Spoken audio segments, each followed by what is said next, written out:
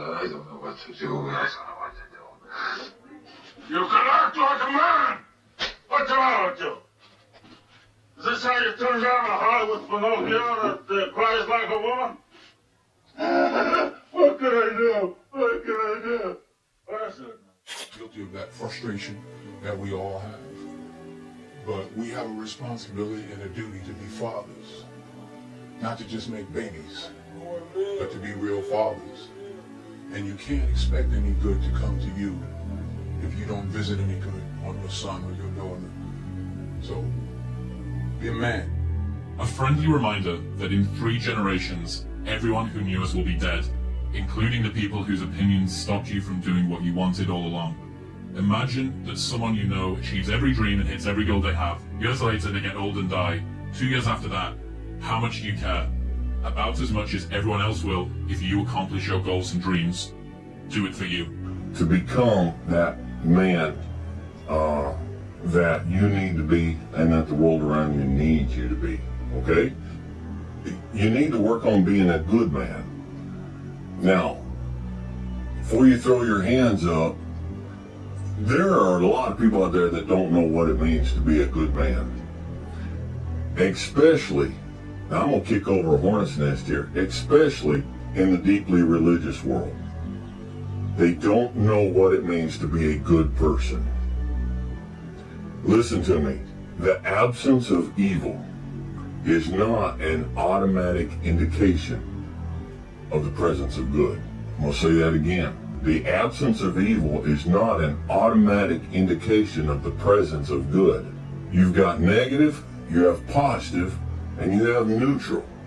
Neutral is there's no negative, but there's no positive either, which means it's a big zero. And we say, down here on the negative, Dwayne, I don't do drugs, and I don't abuse women, and I don't steal from people, and I don't do this, and I don't do that. And so they do away with all the negatives, but they don't do anything positive. Congratulations. That person's a big zero. All right? Being good is proactive. It's doing something. It's just caring about people. The emotionally immature man seeks out motivation to do something hard one time. The emotionally mature man uses discipline to do something hard 1,000 times. When you really sit back at your life and you're in that dark room and you're looking at where you started from and you tell yourself, God, dog, man, my mom is this way, my stepdad got murdered, my dad beat the shit out of me, I can't read and write to save my fucking soul, I've lied about it to everybody, I've cheated on all these tests. My God, man. And then you put a goal in your mind. How are you gonna feel, man, when you accomplish this goal coming from that shit? Coming from the fucking hell you came from. A lot of people start from a good starting point. They have a good foundation. What if you can surpass all of these motherfuckers? What if everybody who was fucking way up here started up here? And you started with no legs. You had to grow fucking legs. So you can start walking, and then crawling, and then running. And then you start passing people and all that's given to them. More men realizing that it's not just about the car, the watch, the possessions, working until my eyes bleed. At the project, obviously the finance is what most people think about, right? Well, if I just make good money, I'll be a good provider as a man. Most men think that they're relegated to just being a provider. Well, I provide a roof over their head, they're safe, they have food, they have school supplies. But there's more to being a man, you know. There is more to being a man. What about a level of faith, as in confidence in yourself, faith in a higher power, that there's a path for you, right? Faith in your friends and your circle of influence, that these guys who set up this amazing studio can set it up in a way that we can have this moment, right?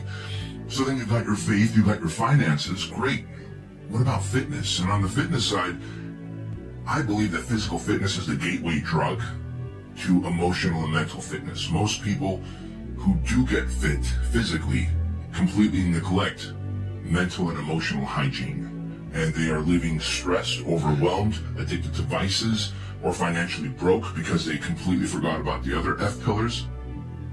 And so that fitness is really about, can you be physically fit? Because think about what level of focus, consistency, delayed gratification, discipline that is required for a man to get lean, jacked, and stay lean and jacked for a prolonged period of time. That's a lot of shit you gotta do. I had to use all this negative shit that was making me weak and horrible as a person. I had to use this as the power that now fueled me. I had to flip it on his head and say, hold up. This might be exactly what I need. The darkness is exactly what I need. It's how you look at your situation. And I was looking at it all fucked up. That poor, beleaguered cashier at Walmart with the tired eyes and the swollen ankles, just look her down and ask her, how are you doing today? Just somebody actually cares. You know, we talk about holding the door. Well, somebody stops on the side of the road. Your neighbor down the road is in a difficult place and they can't get their yard mowed. The old lady across the street, the old gentleman across the street, it snows. Just take your shovel and go over and shovel their sidewalk. Just somebody at work, you watch and you look, and people at work, they're going through a hard time. Just, hey, are you all right? Anything I can do to help? Just in your life, be an agent for good. It's kind of like people say, I support the troops. I support the troops. What do you do for the troops? Do you send them care packages? No. Do you walk up to them when you see them in a restaurant, the airport in uniform, and do you stick your hand out and say, thank you for your service? No, I don't do anything, but I support the troops. No, that just means you're not against the troops. And going through life, become a good man or woman.